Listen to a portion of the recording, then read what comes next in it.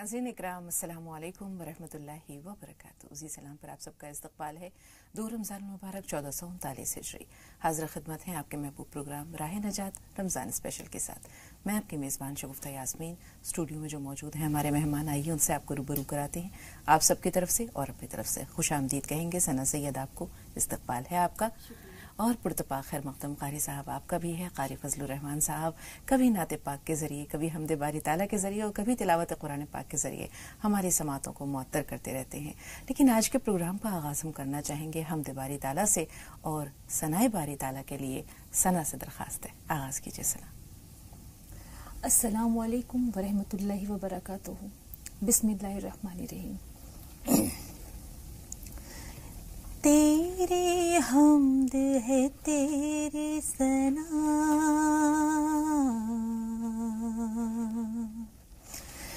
तेरी हमद है तेरी सना, ला इलाहा इल्लल्लाह, ला इलाहा इल्लल्लाह, ला इलाहा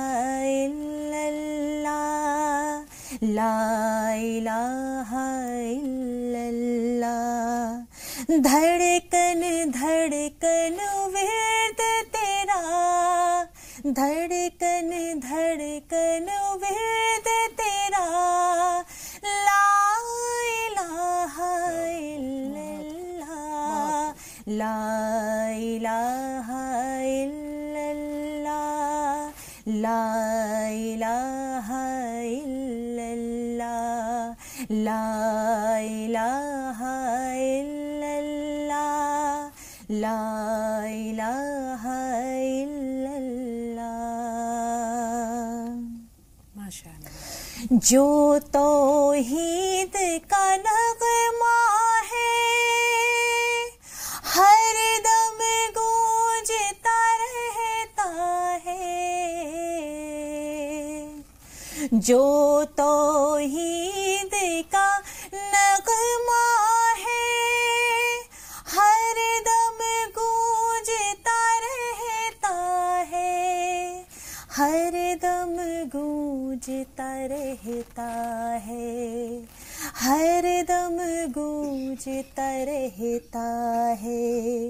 कोई शरीक नहीं तेरा, कोई शरीक नहीं तेरा, ला इलाहा इल्लल्लाह, ला इलाहा इल्लल्लाह, ला इलाहा इल्लल्लाह।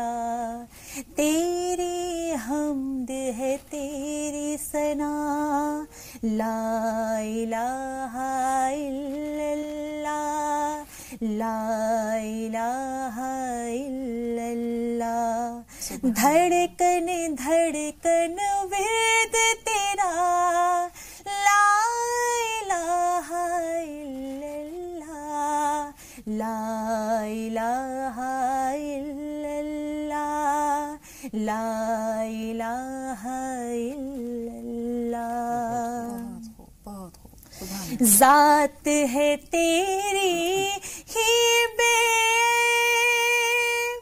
तुझ पर ईमान है बिलग़ैब। ज़ात है तेरी ही बे, तुझ पर ईमान है बिलग़ैब, तुझ पर ईमान है बिलग़ैब, तुझ पर ईमान है बिलग़ैब। सबसे अफजल है कलमा, सबसे अफजल है कलमा, ला इलाहा इल्लल्लाह, ला इलाहा इल्लल्लाह, ला इलाहा इल्लल्लाह। तेरी हमद है तेरी सना, ला इलाहा इल्लल्लाह, ला इलाहा इल्लल्लाह। دھڑکن دھڑکن ورد تیرا لا الہ الا اللہ لا الہ الا اللہ لا الہ الا اللہ عالم عالم صبح مساء تیرے آگے سر ہے جھکا عالم عالم صبح مساء تیرے آگے سر ہے جھکا تیرے آگے سر ہے جھکا تیرے آگے سر ہے جھکا بے شک تو ہے سب سے بڑا بے شک تو ہے سب سے بڑا لا الہ الا اللہ لا الہ الا اللہ لا الہ الا اللہ تیری حمد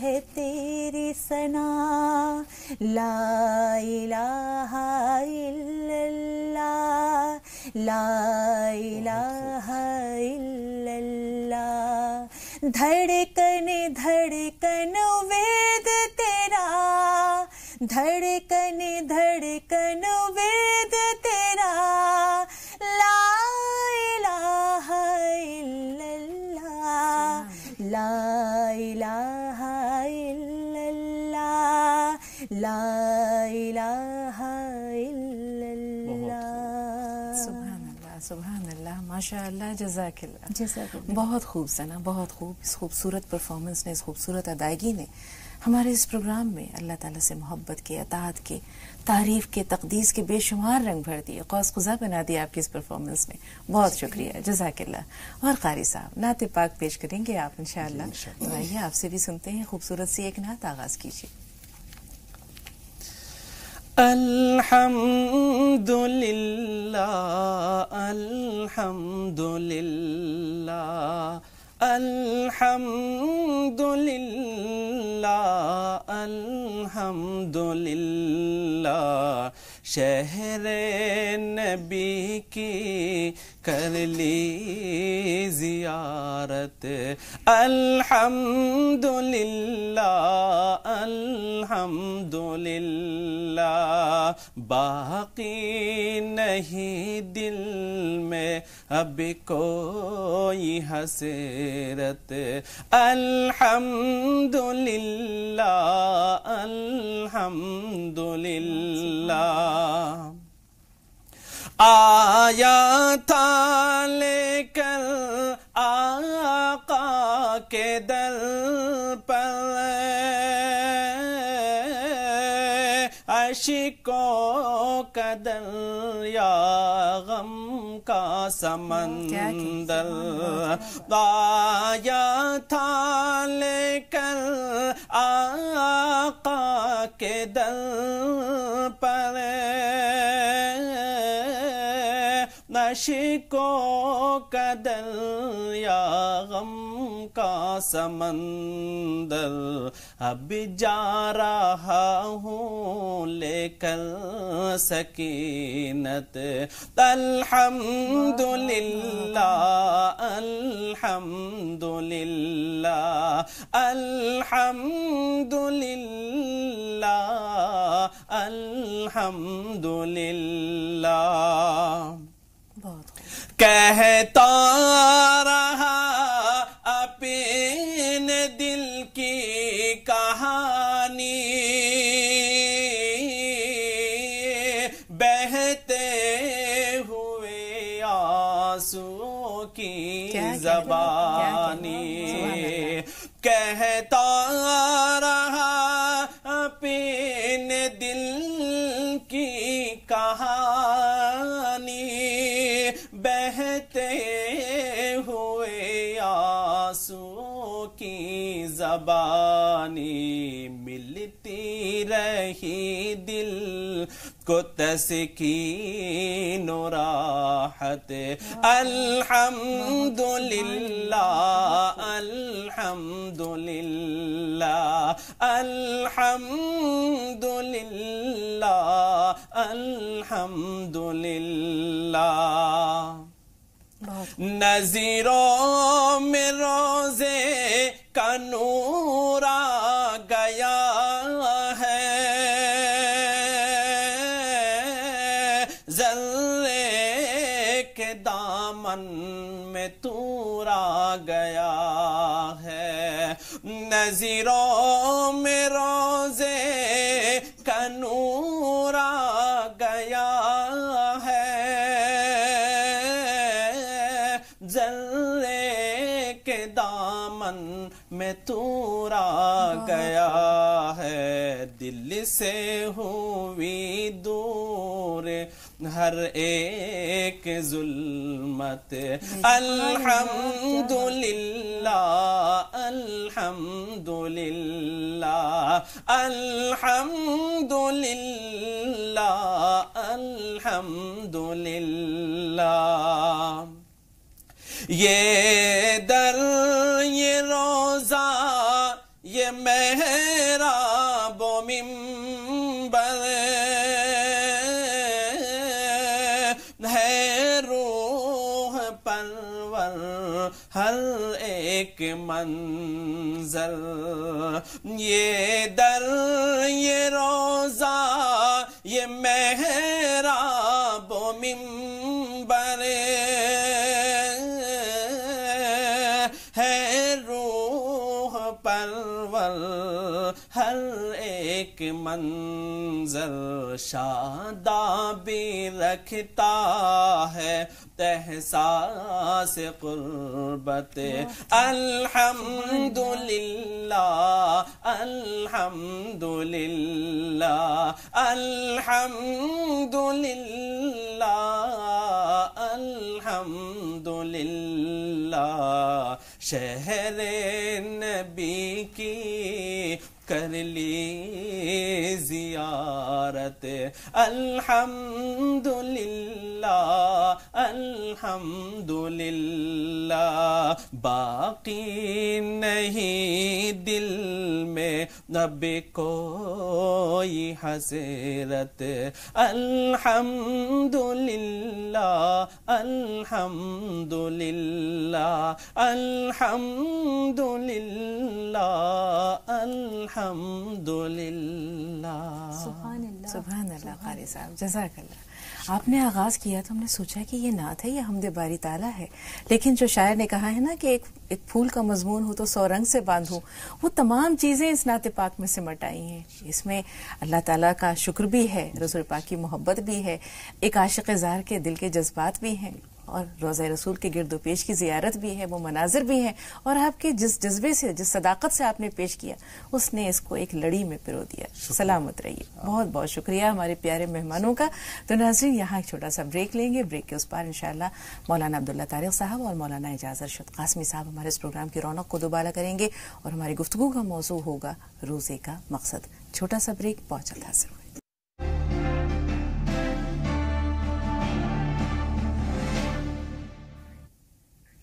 ناظرین بریک کے بعد ایک بار پھر آپ سب کا استقبال ہے یہ پروگرام کے سلسلے کو آگے لے چلتے ہیں اسٹوڈیو میں تشریف لا چکے ہیں ہمارے بہت ہی خاص مہمان آپ سب کی طرف سے اور اپنی طرف سے استقبال کرنا چاہیں گے سلسلہ چشتیہ صابریہ کے صاحب نسبت عالم دین اور معروف اسلامی اسکالر جناب مولانا عبداللہ طارق صاحب کا پرتپا خیر مقدم ہے مولانا صاحب اور خوش آمدید کہنا چاہیں گے مولانا اعجاز Arshad Qasmi sahab general secretary peace foundation of India آپ دونوں کا پرتپا خیر مقدم ہے تمام ناظرین کی طرف سے اور ہماری پوری ٹیم کی جانب سے تو ناظرین آج کے موضوع کی جانب آتے ہیں آج کا جو ہمارا موضوع ہے وہ ہے روزے کا مقصد ناظرین جب ہم مخلوقات یعنی انسانوں کی یا جنوں کی تخلیق کے مقصد پر غور کرتے ہیں تو اللہ تعالیٰ کا وہ فرمان سامنے آتا ہے جس میں اللہ تعالیٰ نے خود یہ کہا ہے کہ بسم اللہ الرحمن الرحیم وما خلقت الجن والانس الا لیعبدون یعنی میں نے تمام جنوں اور انسانوں کو اپنی عبادت کے لیے پیدا کیا تو جب انسانوں کا یا دیگر مخلوقات کا تخلیق کا مقصد عبادت ہے تو پھر ہم دیکھتے ہیں کہ عبادت کا بھی کوئی نہ کوئی مقصد ہوگا تو روزے کا جو مقصد ہے اس پر ہمیں سورہ بقرہ کی وہ آیت یاد آتی ہے جس میں اللہ تعالیٰ نے بہت تفصیل سے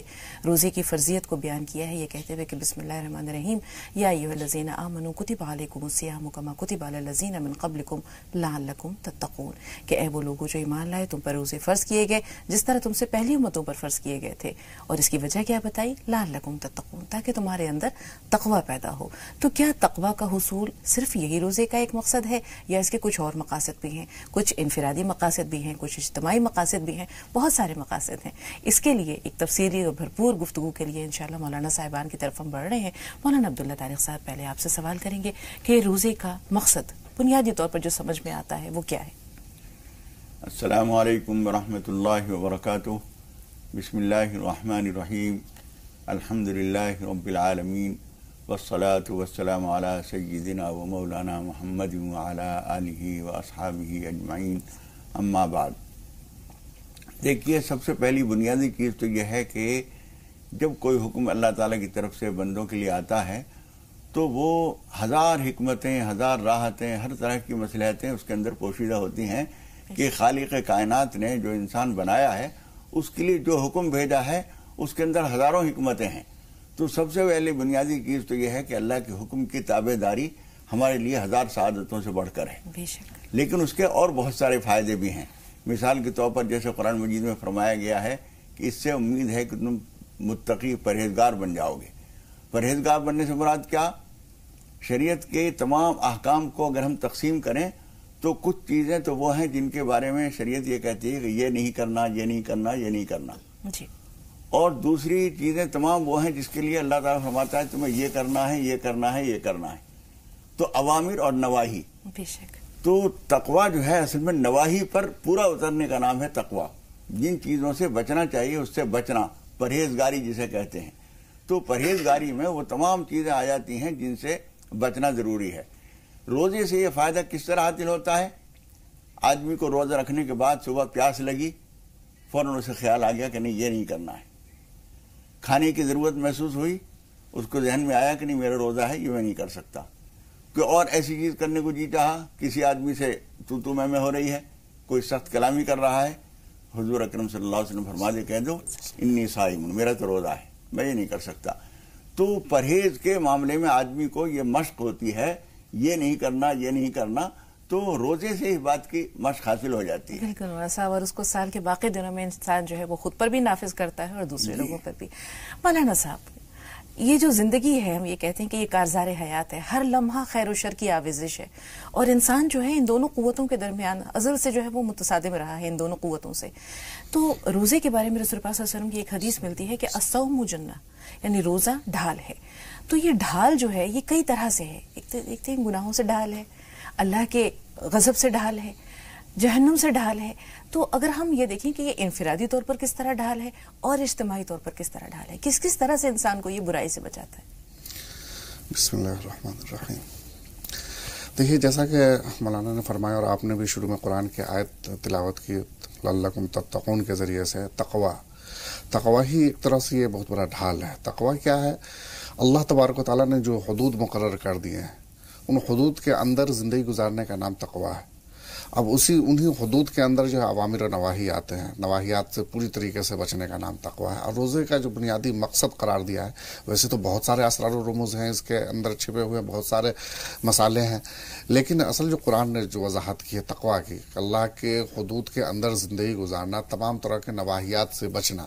اور جیسا کہ آپ نے وہ جنہ کا لفظ استعمال کیا کہ ڈھال، یہی اللہ کے حدود کے اندر جب ہم زندگی گزاریں گے تو یہ خود بخود روزہ ہمارے لیے ڈھال ہو جائے گا۔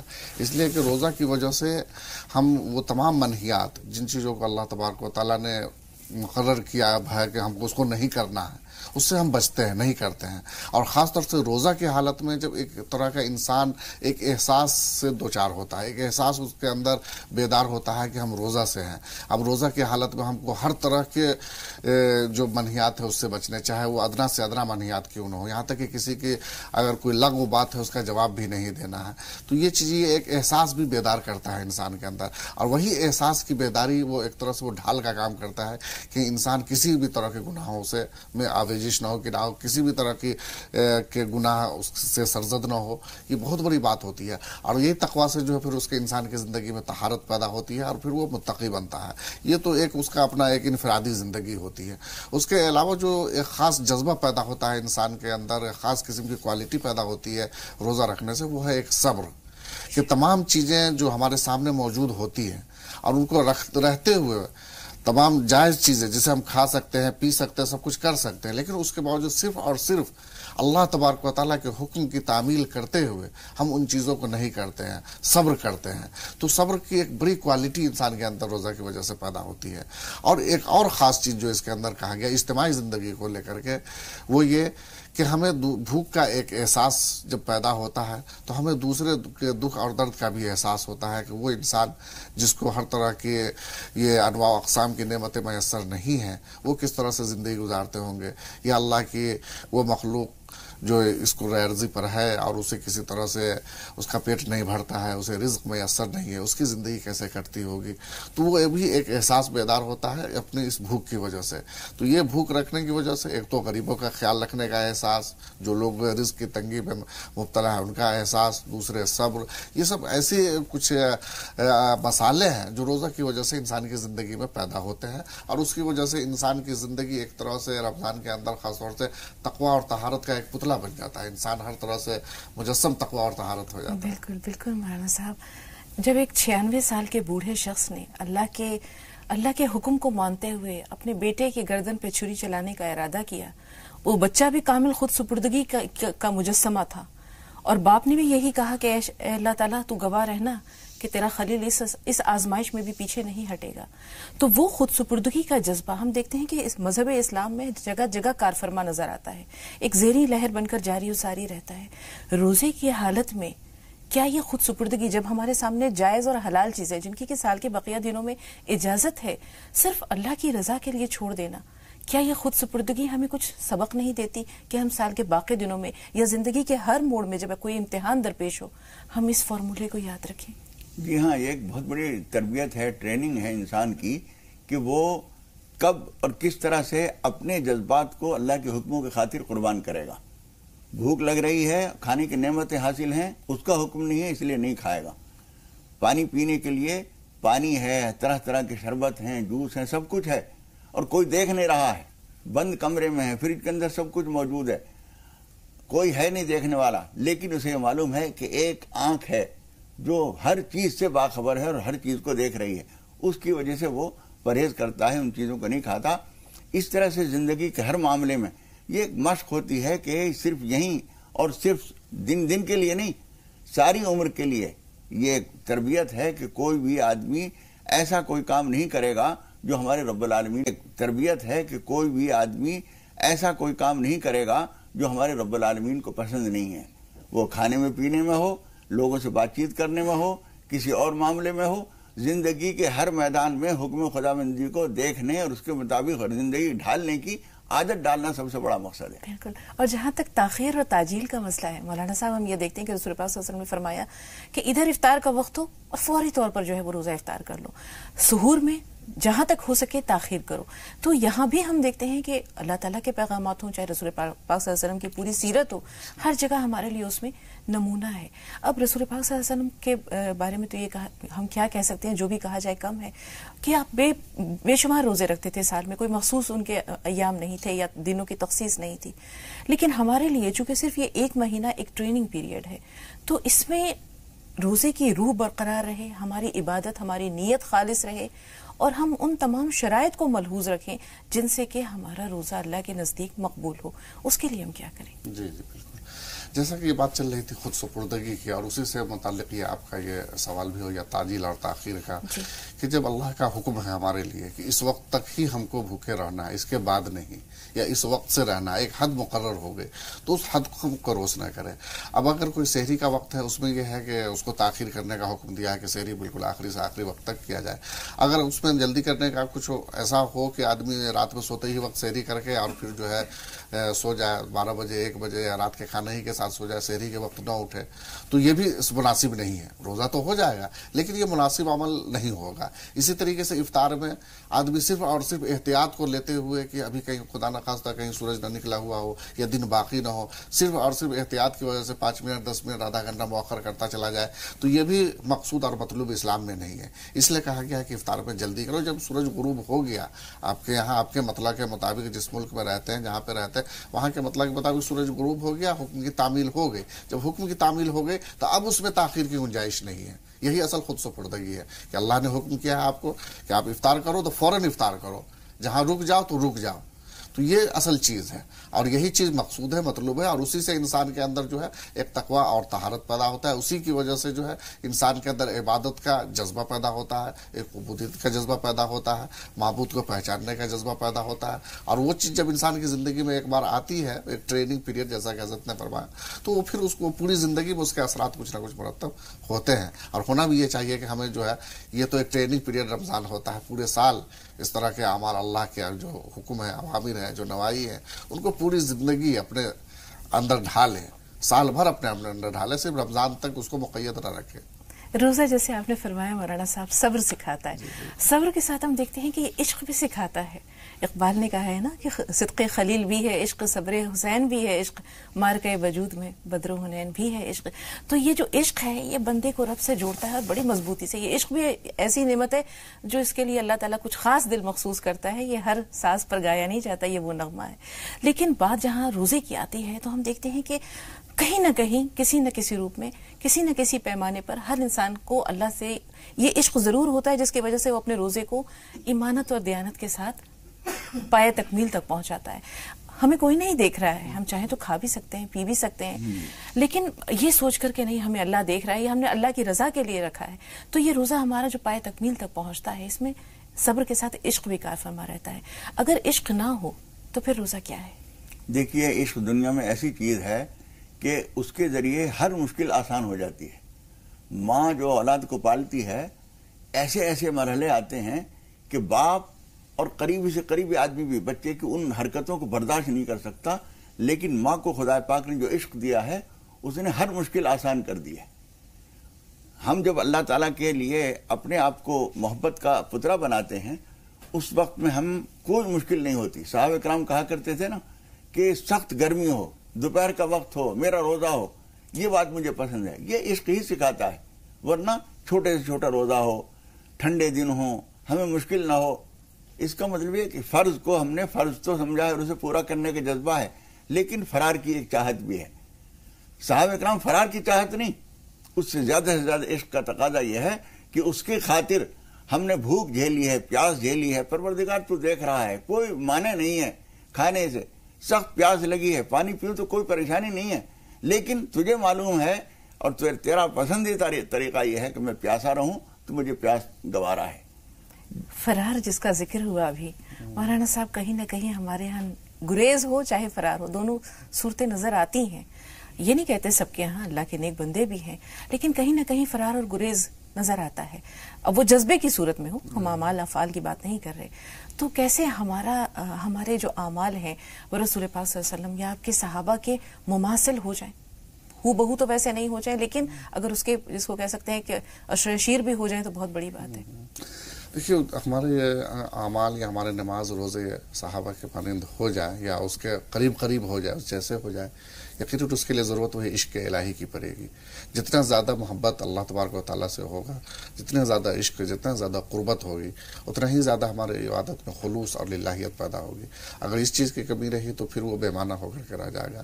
جیسا کہ حضرت نے فرمایا کہ بسا اوقات لوگ جو ہے صرف اور صرف فرض کی ادائیگی کے لیے عبادت کرتے ہیں, یا نماز ہو یا روزہ ہو, کہ سردی کے موسم میں بہت خوشی سے روزہ رکھ لیتے ہیں, اور گرمی کے موسم میں نہ جانے کیا کیا الفاظ استعمال کرتے ہیں, کتنی گرمی, اتنی شدت. اصل تو وہی ہے کہ روزہ کی وجہ سے عشق الہی پہ انسان کے اندر جنون اور دیوانگی پیدا ہو جائے. اور بھوک اور پیاس کی شدت کیا ہے؟ جب دیوانگی ہوگی, جب عشق الہی ہوگا تو بھوک اور پیاس کی شدت کا احساس ہی نہیں ہوگا, بلکہ اس پہ مزہ آئے گا. خود اللہ تبارک و تعالیٰ اپنے بندوں سے اتنی زیادہ محبت کرتا ہے اس دیوانگی کو دیکھ کر کے کہ کہا جاتا ہے کہ جب حدیث کے اندر آتا ہے کہ روزہ دار کے منہ کی بو اللہ کو مشک سے زیادہ پسند ہے. کیوں پسند ہے؟ روزہ دار کے منہ سے تو ایک بو آتی ہے، وہ بدبو کی شکل میں ہوتی ہے، اچھی خوشبو نہیں ہوتی، خالی پیٹ کی وجہ سے جو بھی منہ سے بو نکلتی ہے وہ بدبو کی شکل میں ہوتی ہے. لیکن وہ بدبو اللہ تبارک و تعالیٰ کو مشک سے زیادہ پسند ہے. کیوں پسند ہے؟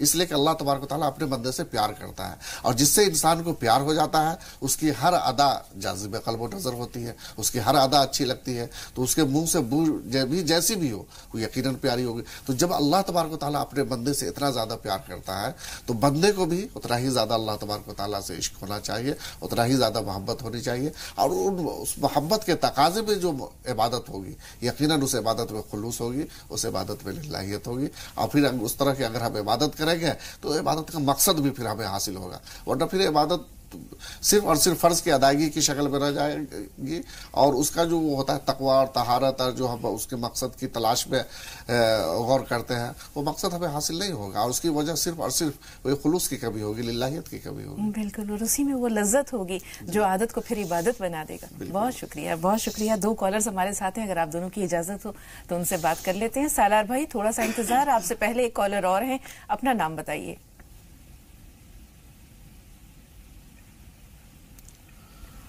عطا الرحمان صاحب فرمائیے، آپ کا سوال کیا ہے؟ عطا الرحمان صاحب ہمیں سن پا رہے ہیں؟ ایسا لگتا ہے عطا صاحب انتظار نہیں کر سکے. سالار بھائی اگر آپ فون لائن پہ موجود ہیں تو اپنا سوال بتائیے. السلام علیکم. وعلیکم السلام ورحمۃ اللہ باجی وبرکاتہ. سوال 2 ہے. پہلا سوال تو یہ ہے کہ جیسے ہماری فیملی کے اندر اگر کبھی روزہ رکھنے کے بعد کوئی شخص ہمیشہ بیمار ہوتا ہے اور ہم منع کرتے ہیں تو کیا ہم گنہگار ہو جائیں گے؟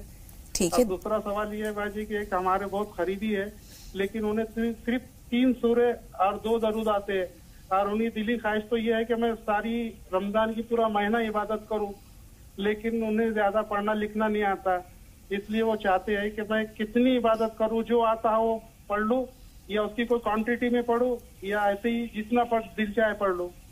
ٹھیک ہے، تھوڑا سا انتظار. ایک چھوٹا سا بریک لیں گے، لیکن بریک سے پہلے جانتے ہیں آج کے دن کے بارے میں. تو دیکھتے ہیں تاریخ کے آئینے میں آج کا دن.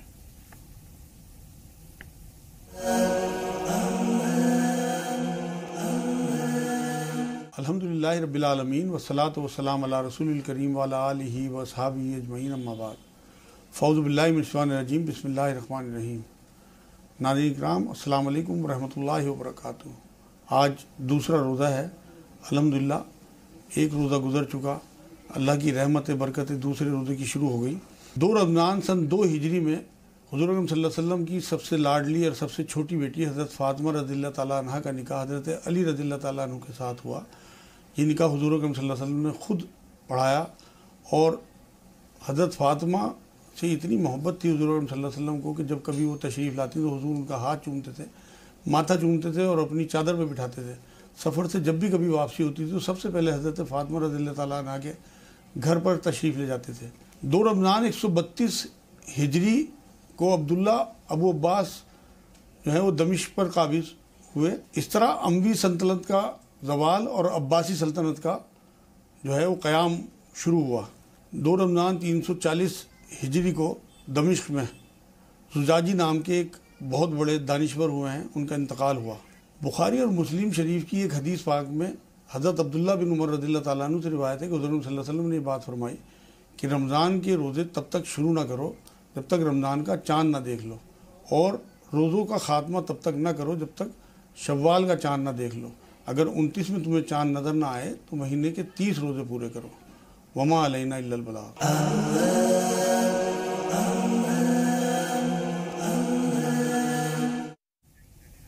اور ناظرین اب ہم لیں گے ایک چھوٹا سا بریک.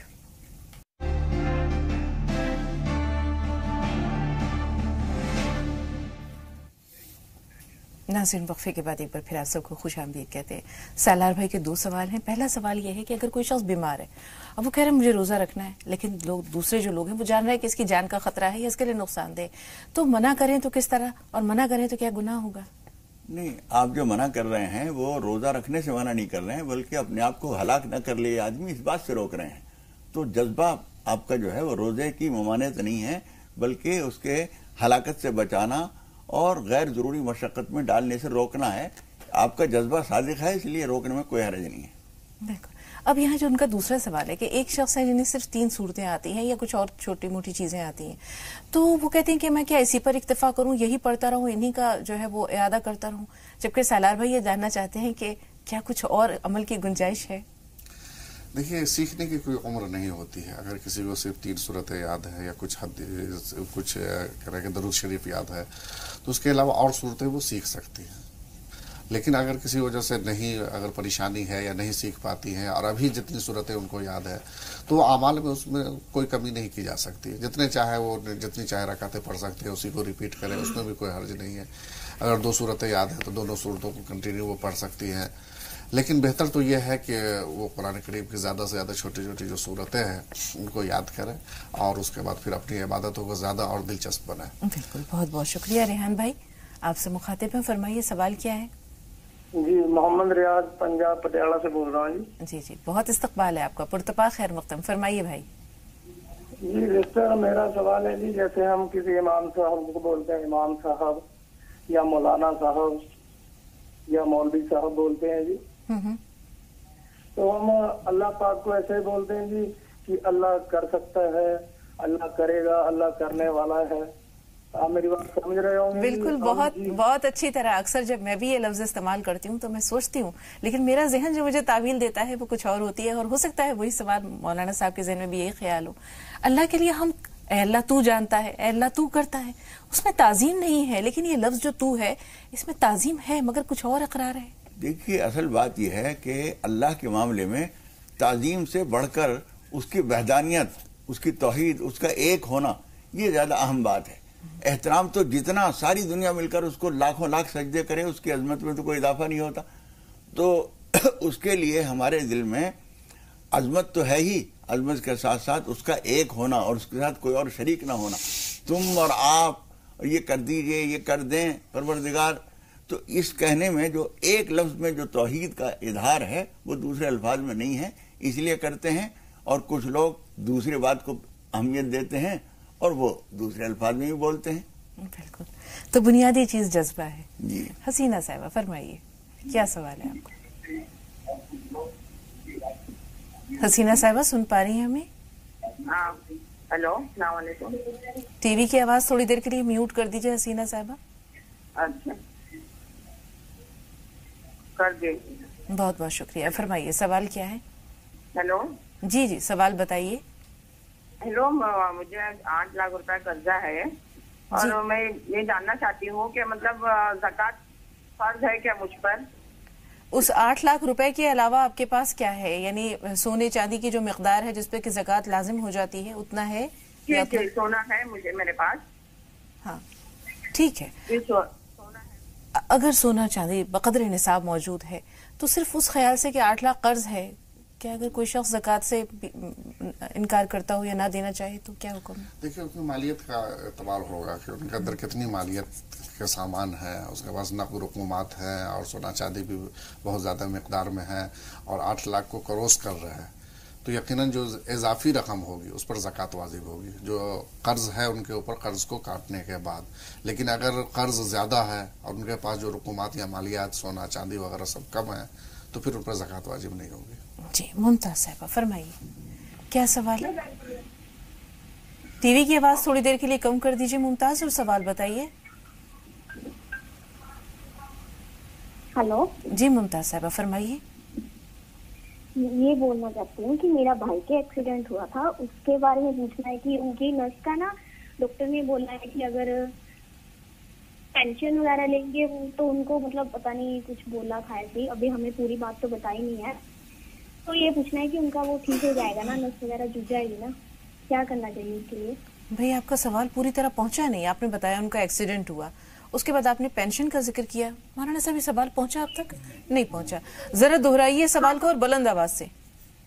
ہلو جی یہ پوچھنا ہے کہ ان کا ایکسیڈنٹ ہوا تھا جو ابھی دیوالی گئی اس سے پہلے، ٹھیک ہے، تو ان کی جو نس ہے نا ناک کی وہ ٹھیک نہیں ہو رہی، اس کے لیے ہمیں کیا کرنا چاہیے؟ پہنچا سوال. وہ جو ناک کی نس ہوتی ہے نا وہ جڑی نہیں، وہ ٹوٹ گئی. اچھا ٹھیک ہے، شاید کوئی نس ہے ناف کے پاس بتا رہی ہیں جو جڑی ہوئی ہوتی ہے وہ ٹوٹ گئی. ڈاکٹر سے علاج کرائیے اور اللہ تعالیٰ سے دعا کیجئے. رمضان کا مبارک مہینہ دعاؤں کی بے حد قبولیت کا زمانہ ہے. اس میں اللہ تعالیٰ سے دعا کیجئے, صدقہ خیرات کیجئے اور اللہ تعالیٰ سے شفا کی دعا کیجئے. سورہ فاتحہ پڑھ کے ان کو بار بار پانی پلائیے, اللہ تعالیٰ شفا دے گا. شاید یہ ناک کی دست کی بات کر رہی ہیں, بس وہ ہم جو پوری بھی ہے سمجھ نہیں پائے. بالکل. بہرحال جو سب چیزوں میں جو چیز مفید ہو سکتی ہے وہ ہم نے بتا دی. بالکل, بہت شکریہ مولانا صاحب. ہینا صاحبہ فرمائیے, آپ کا سوال کیا ہے؟ السلام علیکم. وعلیکم السلام. جی میں نے خواب دیکھا تھا جمعرات کے دن دوپہر میں سو رہی تھی یا جاگ رہی تھی مجھے پتا نہیں. میرے گھر کے اندر میں گھستی ہوں تو جیسے پورے گھر کی دیواروں پہ مٹی جمی ہوئی ہے, نیچے پتے جمے ہوئے ہیں, گھر میں کوئی سامان نہیں ہے. اس کا کوئی مطلب؟ ٹھیک ہے, کیا تعبیر ہو سکتی ہے مولانا عبداللہ طارق صاحب؟ دیکھیے یہ اچھی علامت نہیں ہے. ان کو چاہیے کہ بار بار نماز توبہ پڑھیں, نماز پناہ پڑھیں جس میں سورہ فلق سورہ ناس پڑھی جاتی ہے, اور صدقہ خیرات کریں. اس لیے کہ یہ دیواروں کی گندگی, کوڑا کباڑ پڑا ہونا یہ اچھی علامت نہیں ہے. اللہ تعالیٰ سے دعا کیجئے, اللہ تعالیٰ عافیت رکھے. رمضان میں لوگ روزوں کا اہتمام بھی کرتے ہیں, ساتھ ساتھ عبادات کا اہتمام کرتے ہیں, دعاؤں کا بھی اہتمام کرتے ہیں. تو جو دعا ہے وہ کس انداز میں ہو مولانا صاحب؟ دیکھیے اصل تو چیز دعا ہے ہی. یقیناً جب عبادت ہم کرتے ہیں اور اللہ تبارک و تعالیٰ کے لیے کرتے ہیں, خلوص اللہیت کے ساتھ کرتے ہیں, تو اس وقت پھر اس کے بعد اگر ہم اللہ سے ایک طرح سے روحانی قربت ہو جاتی ہے, ہماری بہت زیادہ قربت ہو جاتی ہے, تو دعا کا وہ خاص وقت ہوتا ہے کہ اس وقت ہم دعا کریں گے تو اللہ تبارک و تعالیٰ ضرور قبول کریں گے. یہی وجہ ہے کہ افطار کے وقت کی دعا کے بارے میں کہا جاتا ہے کہ دن بھر ہم نے روزہ رکھا, اللہ کے لیے بھوک اور پیاس کی شدت محسوس کی, تو اب اس وقت وہ ایک جزا کا وقت ہوتا ہے کہ ہم نے جب اللہ کے لیے پوری قربانی دی, سب کچھ دی, تو اللہ تبارک و تعالیٰ بھی ہمیں نوازے گا. تو اس وقت اگر ہم دعا کرتے ہیں تو جو بھی دعا کریں گے انشاءاللہ قبول ہوگی. یہی وجہ ہے کہ نماز کے بعد بھی اجتماعی طور پر دعائیں کرتے ہیں, روزہ کے بعد دعا کرتے ہیں. تو دعا کرنی چاہیے اور زیادہ سے زیادہ کرنی چاہیے اور اس کا اہتمام خوب کرنا چاہیے. بہت شکریہ. 2 کالرز اور ہیں. سائمہ آپ سے مخاطب ہے, شیبہ کہیں جائیے گا نہیں, آپ کا سوال بھی ضرور لیں گے. فرمائیے سائمہ, سوال کیا ہے؟ السلام علیکم ورحمۃ اللہ وبرکاتہ. جی سائمہ صاحبہ فرمائیے. فرما رہے تھے کہ ہمارے لڑکی کا شادی ہے اور اس میں حقیقہ کر رہے ہیں, ہمارا لڑکا حقیقہ کر رہا ہے اپنا لڑکا کا, تو وہ گوشت کیا ہم لوگ جو حقیقہ کر رہے ہیں تو وہ کیا ماں باپ کھا نہیں سکتا؟ یہ سوال بول رہے تھے. ٹھیک ہے, تھوڑا سا انتظار. شیبہ صاحبہ آپ بتائیے آپ کا سوال کیا ہے؟ شیبہ صاحبہ ہمیں سن پا رہی ہیں؟ ہیلو السلام علیکم. وعلیکم السلام. جی شیبہ.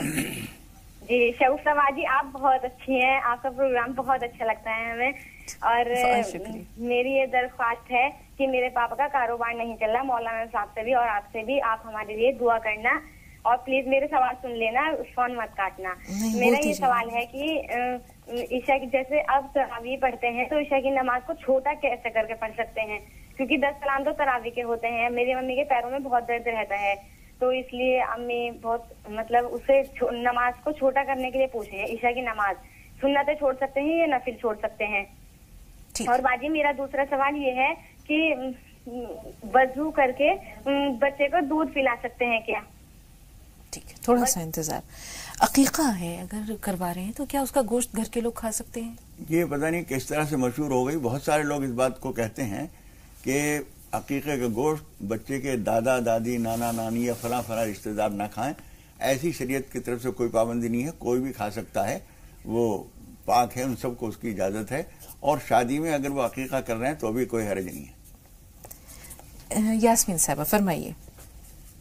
جی السلام علیکم. وعلیکم السلام. جی یہ پوچھنا تھا جیسے رمضان میں جیسے تھوک وغیرہ آتا ہے یا بلغم وغیرہ جیسے آتا ہے تو کیا کرنا چاہیے جیسے روزے کے حالت سے ہے؟ یہ بھی ایک خام خیالی لوگوں کے ہے دل میں کہ تھوک جو ہے وہ اسے پھینک دینا چاہیے, جبکہ اگر تھوک پھینک دیا جائے تو اندر پورا خشکی ہو جائے. شریعت کیا کہتی ہے؟ دیکھیے غیر اختیاری طور پر جو بھی تھوک منہ میں آتے ہیں اسے پھینکنے کی ضرورت نہیں ہے. غیر اختیاری طور پر منہ میں تھوک آ رہا ہے, وہ اپنا حلق میں جاتا ہے, پیٹ میں بھی چلا جائے, کوئی حرج نہیں, اس سے روزہ مکروہ بھی نہیں ہوگا, روزہ پر کچھ اثر نہیں ہوگا. لیکن اختیاری طور پر منہ میں تھوک کو جمع کرنا اور جمع کر کے پھر گھونٹنا, تو اس میں کراہیت پیدا ہوتی ہے, ایسا نہیں کرنا چاہیے. بہت شکریہ. شمیم بھائی فرمائیے. ہاں السلام علیکم. جی شمیم صاحبہ فرمائیے, استقبال ہے آپ کا. جی ہاں میں شگفتہ جی میں آپ کی بہت بڑی فین ہوں. हो, आप आप हमें बहुत सबकी अच्छी मोहब्बतों लगती का हैं। बहुत शुक्रिया बहन। जी हाँ, और मैं मौलाना तारिक साहब से पूछना चाहती हूँ, मैं उनकी भी बहुत बड़ी फैन हूँ, रोज प्रोग्राम देखती हूँ उनका। जी, उनकी तरफ से मैं शुक्रिया अदा कर रही हूँ जी। फरमाइए सवाल तो मैं ये पूछना चाहती हूँ कि जैसे नमाज में हम जो दुआ मांगते हैं, तो उस दुआ में अल्लाह के जो नाम होते हैं, तो वो नाम अरबी में अगर ले और अरबी में ना ले सके तो हिंदी में ले, तो हमें भी पता चले कि हम क्या कहना चाहते हैं अल्लाह से, तो क्या वो ले सकते हैं? वो दुआ कबूल होगी? अल्लाह की तारीफ हमें करनी है तो क्या उनके नाम से कर सकते हैं? अच्छा और दूसरा सवाल है, फोन मत काटिएगा प्लीज जी। दूसरा सवाल ये है कि हमारे घर में कोई मर्द नहीं है कमाने वाला। मेरी मम्मी है 82-83 साल की और मेरी उम्र 45 वर्ष है, तो हमारे घर में कोई रोजी की कोई मतलब आमदनी की कोई जरिया नहीं है, तो हम ज़कात वगैरह दे सकते हैं क्या? हमारे पास कोई प्रॉपर्टी भी नहीं है, सिर्फ घर का मकान है। ठीक है, थोड़ा सा इंतजार। शाहीन साहब आप बताइए सवाल क्या है? हेलो, अस्सलाम वालेकुम वरहमतुल्लाहि वबरकातुहू। वालेकुम अस्सलाम वरहमतुल्लाहि वबरकातुहू। जी शाहीन। बातें मुझे मौलाना साहब से ये पूछना है, जैसे मेरा निकाह हुए 1.5 साल हो चुके हैं और मेरे जो शौहर हैं उनको मतलब कुछ गलत आदतें हैं, जैसे जो इस्लाम के हिसाब से हराम चीजें हैं या गलत चीजें हैं जो मतलब मानने लायक नहीं है बातें, वो भी मुझसे वो मानने के लिए कहते हैं, तो मैं मतलब वो चीज नहीं कर सकती, वो काम नहीं कर सकती, तो ऐसी हालत में क्या उनसे अलग होना जायज है? हम उन आदात के बारे में नहीं जानना चाहते, ये आपका पर्सनल मामला है, लेकिन एक बहुत शुक्रिया फोन करने के लिए। सवाल बहुत अहम है और इस सवाल को सबसे पहले ले रहे हैं मौलाना एजाज अरशद कासमी साहब। बीवी शौहर की किन किन बातों को मान सकती है जायज और हलाल चीजों में, और अगर कुछ ऐसी चीजें हैं तो उसमें क्या इख्तलाफ के साथ अलग होने की गुंजाइश है? ये सवाल मौलाना अब्दुल्ला तारिक साहब आपके पास भी इसके कुछ पहलू लेकर आएंगे जी। ला ताअता लिमखलूकिन फी मासियतिल खालिक, जिसमें अल्लाह तबारक व तआला की मासियत और नाफरमानी होती हो तो उसमें मखलूक की अतात नहीं की जा सकती, यहाँ तक कि वालिदैन की भी अतात ज़रूरी नहीं है अल्लाह तबारक व तआला की नाफरमानी को लेकर के, तो हस्बैंड की अतात इसमें ज़रूरी नहीं है। हस्बैंड अगर कोई ऐसा काम कराना चाहते हैं या ऐसा हुक्म देते हैं जिसमें अल्लाह तबारक व तआला के लिए मतलब वो इस्लाम में मकबूल और मकसूद नहीं है, तो यकीनन जो है बीवी के लिए वो ज़रूरी नहीं है कि वो काम को करे। अब सवाल ये है जहाँ तक इलाहिदगी का, तो इलाहिदगी भी इस्लाम में बिल्कुल नापसंदीदा अमल है। तलाक तो इंतहाई बिल्कुल जब किसी भी तरह के निभाह की कोई शक्ल बाकी ना हो तो उस हालत में जो है तलाक की नौबत आती है। तो हर मुमकिन ये कोशिश करनी चाहिए कि अंडरस्टैंडिंग हो, दोनों के दरमियान निभाह की कोई शक्ल बने, और जहाँ तक जो बुरी आदतें शौहर के अंदर हैं उन आदतों को छुड़ाने के लिए कभी कभी जो है बीवी का किरदार बहुत अहम होता है कि वो अपने शौहर को किस तरह से कंट्रोल में करे, उनकी आदत को छुड़ाए। तो उसमें कोशिश ये करनी चाहिए, पहली कोशिश ये होनी चाहिए कि जब एक रिश्ता बंध गया है तो रिश्ता को निभाए, और निभाने से पहली कोशिश होनी चाहिए कि उनके शौहर के अंदर जो बुराइयां हैं उन बुराइयों को रोकने के लिए जितनी जद्दोजहद हो सकती है एक वाइफ को अपना किरदार निभाना चाहिए। लेकिन उसके बावजूद भी उनकी ज़िंदगी बिल्कुल ही बेराहवी की शिकार है, तो ऐसी शक्ल में वाइफ को ये पूरा इख्तियार है, गुंजाइश है कि वो चाहे उनकी अगर अगली ज़िंदगी इस्लामी तरीके से नहीं गुजर रही है, इस्लामी सोसाइटी या इस्लामी नहज पर नहीं गुजर रही है, तो फिर उनको पूरी तरीके से इख्तियार है कि वो इलाहिदगी इख्तियार कर सकते हैं। बिल्कुल, वो सवाल जो लेकर मौलाना अब्दुल्ला तारिक साहब के पास जाना चाहती थी उसकी रहनुमाई भी आपसे हो गई कि बहुत सारे लोग ऐसे हैं नौजवान जिनके अंदर बुराई या बेदीनी लादीनी इस हद तक रासख हो चुकी है कि उन पर किसी तरह के लोगों की नसीहतों का या असर नहीं होता। तो ऐसी सूरत में जब शादी को सिर्फ 1.5 साल हुए हैं, आगे की पूरी जिंदगी जो है वो अजाब ना बन जाए, क्या अलहदगी बेहतर है? देखिए, ये बात सही है कि आपने 1.5 साल गुजरा है और 4 साल गुजरने दिए और 10 साल गुजरने दीजिए, ऐसा वक्त आ जाएगा कि आप फिर किधर क्यों नहीं रहेंगी। इसलिए उनको समझाने की पूरी कोशिश कीजिए, तन्हाइयों में नमाज पढ़ के अल्लाह ताला से दुआ भी कीजिए, रो के गिड़गिड़ा के, इसलिए कि हुजूर अकरम सल्लल्लाहु अलैहि वसल्लम फरमाते हैं क़ुलूबुल इबाद बैन इस्बाइर रहमान युक़ल्लिबुहा कैफ़ यशा, सारे इंसानों के दिल अल्लाह के एक चुटकी में है, बैन इस्बाइन 2 उंगलियों के बीच में है, जिधर चाहे मोड़ देगा वो। कोशिश कीजिए, दुआ कीजिए, लेकिन बहुत लंबा इंतजार करने की जरूरत नहीं है 10 साल और 20 साल, बल्कि देख लीजिए अगर आपको महसूस हो रहा है कि इनके अंदर सुधार नहीं आ रहा है तो मुनासिब तरीका अलहदगी इख्तियार कर लीजिए। बिल्कुल, अल्लाह ताला आपकी परेशानियां दूर करे और जिंदगी में आसानियां लाए। आफरीन साहबा आप बताइए आपका सवाल क्या है? अस्सलाम वालेकुम, मैं आफरीन बात कर रही हूँ। जी आफरीन, इस्तकबाल है आपका, फरमाइए सवाल क्या है? मेरे 2 सवाल हैं। जी। पहला सवाल ये है कि मैं बहुत सुकून से नमाज पढ़ती हूँ, बहुत लेट हो जाता है पढ़ने में और मेरी दुआ भी बहुत लंबी होती है, تو کیا میری دعا خزا ہو سکتی ہے؟ ٹائم سامنے چلے جا سکتا ہے کیا؟ اور دوسرا سوال یہ ہے کہ میرے ڈیڈ شراب پیتے ہیں، میرے ابو شراب پیتے ہیں، کیا میں اگر ان کے لیے معافی مانگوں تو وہ انہیں اللہ تعالیٰ معاف کر سکتے ہیں؟ ٹھیک ہے، تھوڑا سا انتظار. عائشہ بہن آپ بتائیے. السلام علیکم. وعلیکم السلام. جی جسے روزہ رکھے چہرے پر کچھ لگانا چاہیں تو لگا سکتے ہیں دوا کے اس سے؟ ٹھیک ہے، تھوڑا سا انتظار. ہمارے بہنوں کے کئی سوالات ہمارے پاس ہیں، بلکہ کافی سوالات ہمارے پاس ہیں، ضرور انشاءاللہ رہنمائی ملے گی. لیکن اس سے پہلے اپنی ٹیم کے پاس چلتے ہیں. عزیز سلام کی ٹیم اس وقت میرٹھ میں موجود ہے اور دیکھتے ہیں کہ رمضان مبارک میں میرٹھ کے لوگ کس طرح سے اس مبارک مہینے کا استقبال کر رہے ہیں اور کیا اہتمام ہے، کیا عبادات ہیں، کیا معمولات ہیں. مل کر دیکھتے ہیں. میرٹھ شہر کی تاریخی حیثیت، یہاں کی روایات، یہاں کی تہذیب کے بارے میں بہت تفصیل سے معلومات ہمیں دینے کے لیے موجود ہیں. شہر کی بہت معروف ہستی جانے مانے صحافی جناب ظفر ضیاء صاحب اس وقت ہمارے ساتھ موجود ہیں. ان سے جانیں گے کہ میرٹھ کی کیا تاریخ ہے اور کیا تہذیب ہے. دیکھیے، میرٹھ شہر ویسے تو بہت قدیم ہے، لیکن اس کی جو صحیح شناخت ہوئی ہے وہ 1857 کے اس غدر سے ہوئی ہے جب ایک انگریز افسر نے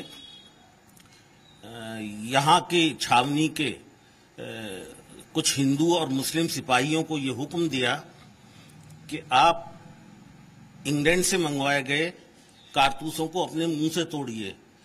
اور قابل ذکر بات یہ ہے کہ وہ کارتوس گائے کی چربی اور سور کی چربی سے بنے ہوئے تھے، جو کہ ہندو سپاہیوں کے لیے اور مسلم سپاہیوں دونوں کے لیے ایک قسم سے ورجت تھے اور اس سے دھرم کے وپریت جانے کا کافی ایک چانسز تھے. رائٹ.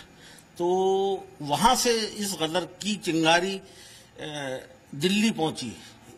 ان سپاہیوں نے یہاں کے کچھ معزز شہریوں کو ساتھ لیا اور کوچ کیا دہلی کے لیے، اور بہادر شاہ ظفر صاحب سے جو اس وقت کے بادشاہ تھے اور آخری تخت نشین تھے ہندوستان کے، ان سے ملاقات کی کہ حضرت اب آپ انقلاب کی باغ ڈور سنبھال لیجئے، انگریزوں کے بھگانے کا وقت آ چکا ہے اور ہمیں اپنے ملک کو کسی نہ کسی طریقے سے آزاد کرنا ہے.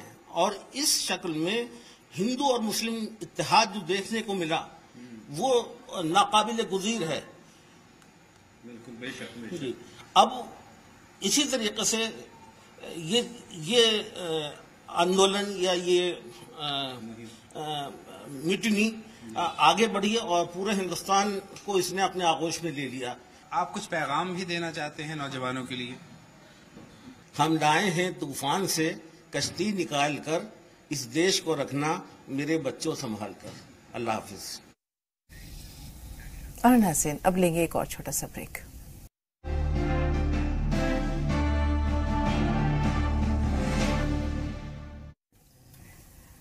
وقفے کے بعد ایک بار پھر آپ سب کا استقبال ہے. سوالات بہت سارے ہیں. مولانا صاحب، شیوا صاحبہ نے اپنے والد کے کاروبار کے بارے میں بتایا، کاروبار نہیں چل رہا، اس کے لیے کیسے دعا کریں؟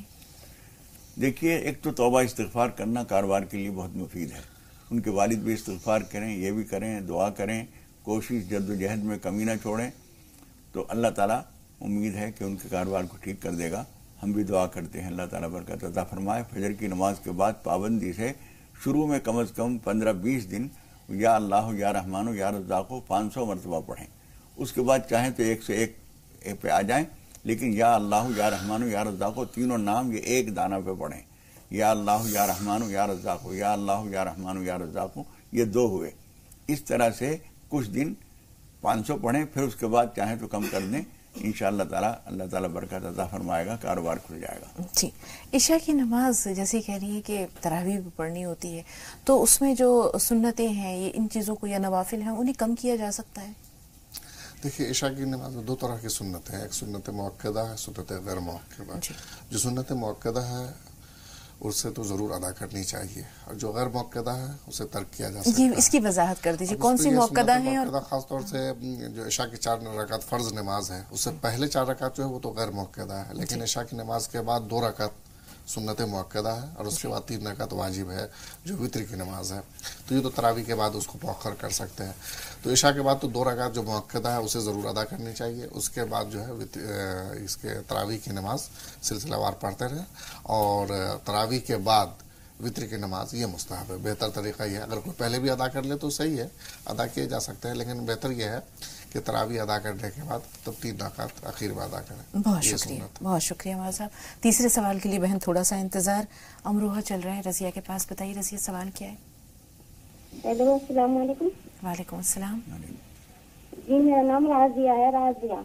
चलिए राजिया ही से, ठीक है, बताइए सवाल क्या है? मैं जब मैं बीमार रहती हूँ हर टाइम। अल्लाह आपको शिफा दे। बीमारी क्या है ये बताइए? कभी तो तबीयत खराब हो जाती है, कभी अब बुखार आ जाता है, कुछ भी हो जाता है। अब मैं रोजा रखना चाहती हूँ लेकिन तबीयत खराब हो जा रही बार बार। बहन, चूंकि आपकी आवाज बहुत आहिस्ता आ रही है, आपकी बात पूरी तरह पहुंच नहीं रही। आपने कहा आप बीमार रहती हैं, हर वक्त अलग अलग बीमारियां रहती हैं। चलिए यहाँ तक बात समझ में आई। इसके बाद आपने क्या कहा? मैं रोजा रखना चाहती हूँ। ठीक है, तो मेरी अम्मी भी बीमार रहती है। ठीक है, चलिए फरहान भाई आप बताइए आपका सवाल क्या है?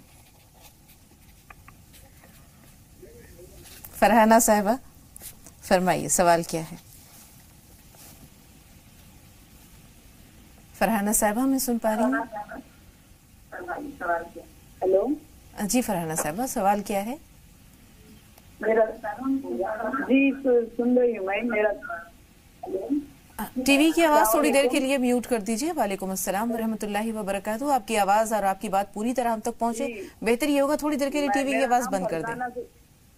फरजाना है, मेरी लड़की का रिश्ता हो गया है।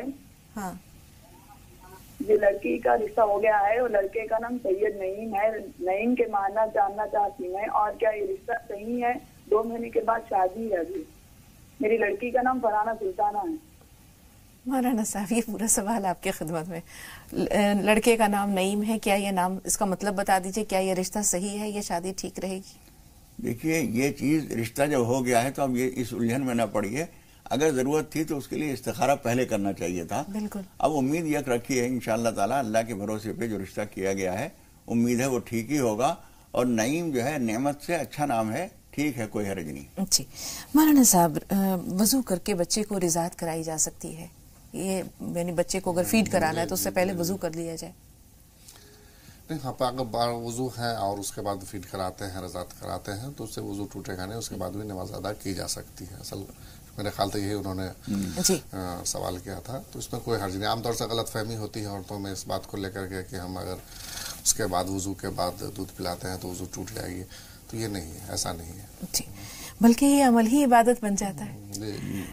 नमाज में दुआ के लिए अल्लाह ताला को अल्लाह को उसके सिफाती नामों के साथ जब पुकारा जाता है तो वो अरबी में हो, किसी और जबान में हो, इसके लिए क्या कुछ हुक्म मिलता है? इसमें कोई हर्ज नहीं है। आपको अरबी अल्फाज अगर कहने में मुश्किल है तो आप उर्दू में, अपनी जुबान में जो भी उसका तर्जुमा होता है, उन नामों से भी अपनी जुबान में भी अल्लाह ताला को पुकार सकते हैं, कोई हर्ज नहीं है। जी, ज़कात, घर में कोई मर्द नहीं है, जैसे उन्होंने बताया वालदा बहुत ही ज़ईफ है, तकरीबन 90 साल के आसपास उनकी उम्र है, ये खुद भी जो है वो अधेड़ है, तो ऐसे में जब कोई कमाने वाला नहीं है तो ज़कात ली जा सकती है? देखिए, जज्बा तो आदमी का ये होना चाहिए कि हम अपने हाथ पैर की कमाई से, आप 45 साल की बता रही हैं, वो कोई ना कोई काम ऐसा घर पे बैठे जो खवातीन कर लेती हैं, ऐसा कोई छोटा मोटा काम करते रहिए, उससे जो आमदनी हो उससे काम चलाइए। सख्त मजबूरी में अगर लेने की जरूरत पड़ जाए तो ले सकते हैं, लेकिन जज्बा एक साहिब ईमान का यह होना चाहिए कि ज़कात जो है माल का मैल करार दिया गया है, तो मैल से क्यों अपनी जरूरतें पूरी करें। हमारा जज्बा यह हो कि अल्लाह ताला हमें इतनी गुंजाइश दे कि हम ही दूसरों की मदद करें। जो मजबूर है, अपाहज है, कुछ नहीं कर सकता, उसके लिए इस बात की इजाजत है। हमारी कोशिश जो होनी चाहिए कि हम, माँ बहुत माजूर हैं, बहुत ज्यादा उम्र है, लेकिन ये खुद कुछ कर सकती हैं, तो खवातीन के बहुत से काम ऐसे होते हैं, सिलाई है, घर में बैठे बैठे कर सकती हैं, कुछ और ऐसे काम हैं, ऐसे हुनर दस्तकारी से थोड़ी बहुत आमदनी पैदा करने की कोशिश कीजिए। कभी इमरजेंसी में बहुत जरूरत पड़ जाए और किसी से आप ज़कात वगैरह की मदद ले लें तो उसकी कोई हर्ज नहीं है। دو سوال اور ہیں ہمارے پاس. ایک تو آفرین نے کہا کہ وہ نماز پڑھتی ہیں کافی لمبی ہوتی ہے, سکون کے ساتھ پڑھتی ہیں اور دعائیں کافی لمبی مانگتی ہیں. اب شاید وہ یہ کہنا چاہ رہی تھی ایسی صورت میں ہو سکتا ہے گھر کے جو باقی لوگ ہیں ان کے کاموں میں تھوڑی تاخیر ہو جاتی ہے یا کچھ خلل واقع ہوتا ہے, تو ایسے میں ان کا یہ عمل کتنا صحیح ہے؟ نہیں, بالکل نماز تو خشوع اور خضوع کے ساتھ اطمینان اور سکون کے ساتھ ادا کرنی ہی چاہیے. اور نماز کے بعد جہاں تک دعا کا سلسلہ ہے تو دعا پہ بھی جب تک اس کو اطمینان قلب نہ ہو جائے کہ ہماری دعا قبول ہوئی, جب تک طویل سے طویل دعا کر سکتے ہیں. اور یہ اللہ تبارک و تعالیٰ کو پسند ہے کہ بندہ ہمارے سامنے روئے, گر گرائے, ہم سے مانگے. تو یہ خاص طور سے رمضان کے مبارک مہینے میں جتنے زیادہ سے زیادہ عبادت کر سکتے ہیں, زیادہ سے زیادہ دعائیں کر سکتے ہیں, ضرور کرنی چاہیے. بہت بہت شکریہ مولانا صاحب. امتیاز بھائی فرمائیے, سوال کیا ہے آپ کا؟ السلام علیکم. وعلیکم السلام. جی میں اناؤ یوپی سے بول رہا ہوں. میں مولانا صاحب سے یہ جاننا چاہتا ہوں کہ مرد کسی مجبوری کی وجہ سے کیا جمعے کی نماز گھر میں ادا کر سکتے ہیں؟ وہ جمعے کی نماز ہوگی یا ظہر کی ادائیگی؟ ٹھیک ہے جی مولانا صاحب. دیکھیے یہ لفظ بہت مبہم ہے. کسی ضرورت کی وجہ سے ضرورت یہ دیکھنی پڑے گی کہ ہم خدا نخواستہ چلنے پھرنے سے معذوری ہے, کوئی مجبوری ہے, سخت بارش ہو رہی ہے, ہم نکل نہیں سکتے, کوئی مجبوری ہونی چاہیے. کسی ضرورت کا لفظ جو ہے ناکافی ہے اور غیر واضح ہے. جمعے کی نماز تو بہرحال مسجد میں ہی جا کے ادا کرنی چاہیے باجماعت. وہ نماز تو گھر پہ ہو ہی نہیں سکتی. باقی نمازیں بھی اچھا یہ ہے کہ آپ مسجد میں جا کر ہی پڑھیں. کوئی مجبوری ہے, ضرورت کا لفظ پھر میں کہہ رہا ہوں کہ وہ واضح نہیں ہے. سخت مجبوری کوئی ہے تو آپ گھر پہ پڑھ لیجئے. مسجد بہت دور ہے, سخت گرمی پڑ رہی ہے, ہماری طبیعت خراب ہے, کچھ ہے, کوئی وجہ ہو تو گھر پہ پڑھ سکتے ہیں, ورنہ مسجد میں ہی پڑھیں. اگر جیسے وہ معذور ہیں, شاید چلنے پھرنے سے قاصر ہیں, تو اسی کو ضرورت نہیں کہیں گے, مجبوری کہیں گے. اس کو مجبوری کہیں گے. جی ہاں, وہ میں کہہ رہا ہوں کہ مجبوری میں اس کی اجازت ہے. بہت بہت شکریہ. اسما صاحبہ فرمائیے. اسما صاحبہ سن پا رہی ہیں؟ السلام علیکم. وعلیکم السلام. میں مولانا صاحب سے سوال کرنا چاہ رہی تھی کہ کافی روز ہو گئے میں نے خواب دیکھا تھا. چارپائی ہے, چارپائی پر بہت ساری چیزیں ہیں اور میرے بڑے بھائی ہیں. میں انہوں سے کہہ رہی ہوں بھائی صاحب ابھی رک جائیے ذرا, میں یہ چیزیں ہلا دوں جب آپ نکلنا. ٹھیک ہے, تھوڑا سا انتظار. کیا مطلب؟ ٹھیک ہے, تھوڑا سا انتظار. لیکن ایک بہت اہم سوال آفرین کا یہ ہے کہ ان کے والد شراب پیتے ہیں, کیسے ان کی یہ شراب نوشی کی عادت ترک ہو؟ ہاں, یہ ان کا بہت اہم سوال تھا اور یہ بھی تھا اس میں شاید کہ وہ کیا معافی مانگ سکتی ہے اپنے والد کی طرف سے یا نہیں. اس طرح کی بات تھی. دیکھیے اللہ تبارک و تعالیٰ کے دربار میں انہیں یقیناً جو ہے دعا کرنی چاہیے ہدایت کی, کہ اللہ تبارک و تعالیٰ ان کے والد کو ہدایت دے. معافی تو دوسرے کی طرف سے دوسرے کی معافی کا حق نہیں ہے اور وہ صرف اور صرف ہدایت کی دعا کر سکتی ہے. معافی کے لیے بھی اللہ تبارک و تعالیٰ کے سے گزارش درخواست کر سکتی ہے کہ ہمارے والد کو معاف کر دے. تو اس پہ بھی کوئی حرج نہیں. معافی کی بھی یہ تو اللہ تبارک و تعالیٰ کی مرضی کے اوپر ہے کہ وہ کس کو چاہے معاف کرے اور بخش دے اور کس کو چاہے سزا دے. لیکن دعا کرنے میں کوئی حرج نہیں, دعائیں کر سکتی ہیں اور زیادہ ہدایت کی دعا کرے وہ کہ اللہ تبارک و تعالیٰ نے راہ راست پر لائے. آمین. روشن صاحبہ فرمائیے, سوال کیا ہے؟ روشن صاحبہ سن پا رہی ہیں ہمیں؟ السلام علیکم. وعلیکم السلام. میں یہ پوچھنا چاہ رہی تھی کہ میں نے کل بھی سوال کیا تھا, مجھے شوگر اور لیور خراب ہے تو روزے میں اس بار چھوڑ رہی ہوں, بہت افسوس ہو رہا ہے. تو اس کا کتنا فدیہ دیا جائے گا؟ فدیہ اس سوال کا جواب کل دیا جا چکا ہے, لیکن پھر بھی ہم چاہیں گے کہ اگر کچھ شخص فدیہ دینا چاہ رہے ہیں, جیسے انہوں نے کہا ڈائبٹیز ہے اور شاید جان کو کوئی خطرہ لاحق ہو سکتا ہے. میرے خیال میں کل کا روزہ جو چھوٹا ہے اس کی وجہ سے کہہ رہی ہیں, اس کے لیے فدیہ نہیں ہے. ہم دونوں صورتیں لے لیتے ہیں. دونوں صورتیں یہ ہیں کہ کل جس کا کوئی روزہ چھوٹ گیا ہے اور وہ صحت مند ہے, تندرست ہے, تو عید کے بعد روزہ رکھ لے. لیکن کوئی روزہ کسی مجبوری میں, یعنی کوئی بہت بیمار ہے اور بعد میں ٹھیک ہونے کی اس کو امید میں نہیں, بہت زیادہ جس کو فقہ کی زبانوں میں کہا, فقہ کی کتابوں میں شیخ فانی کہا گیا ہے, یعنی ایسا بوڑھا ہے کہ اس کے بعد اس کے سنبھلنے اور روزہ رکھنے کے قابل ہو جائے گا, اس کی امید نہیں ہے, تو وہ فدیہ دے سکتا ہے. جی نکھت صاحب فرمائیے, سوال کیا ہے؟ نکھت صاحبہ سن پا رہی ہیں ہمیں؟ ان سے رابطہ نہیں رہا. اسلم خان صاحب سے ہم ضرور بات کریں گے, لیکن ایک چھوٹا سا خواب ہے, بستر پر چیٹیاں ہیں اور وہ چیٹیوں کو بھگانے کے لیے کوئی ترکیب کر رہی ہیں, اس کی تعبیر کیا ہو سکتی ہے؟ ان کے بھائی کوئی ایسا کام کرنا چاہتے ہیں, کوئی ایسی جگہ نوکری کرنا چاہتے ہیں جہاں ان کے لیے پریشانیاں ہیں, تو ان کو چاہیے کہ اس خواب کی طرف سے نماز پناہ پڑھ لیں, کچھ صدقہ کر دیں, इंशाअल्लाह ताला इनके हक में ठीक होगा। जी बहुत बहुत शुक्रिया। ये सवालात हम पर कर्ज होते हैं मौलाना साहब, और कल की ज़िंदगी का भरोसा नहीं, इसलिए इख्तिसार के साथ ही, लेकिन उम्मीद है कि रहनुमाई आप तक पहुंची। अब आप सबकी तरफ से मिलकर हम मौलाना साहिबान का शुक्रिया अदा करते हैं स्टूडियो में तशरीफ़ आवरी के लिए, तमाम नाज़रीन की भरपूर रहनुमाई के लिए और अपना कीमती वक्त इनायत करने के लिए। बहुत बहुत शुक्रिया।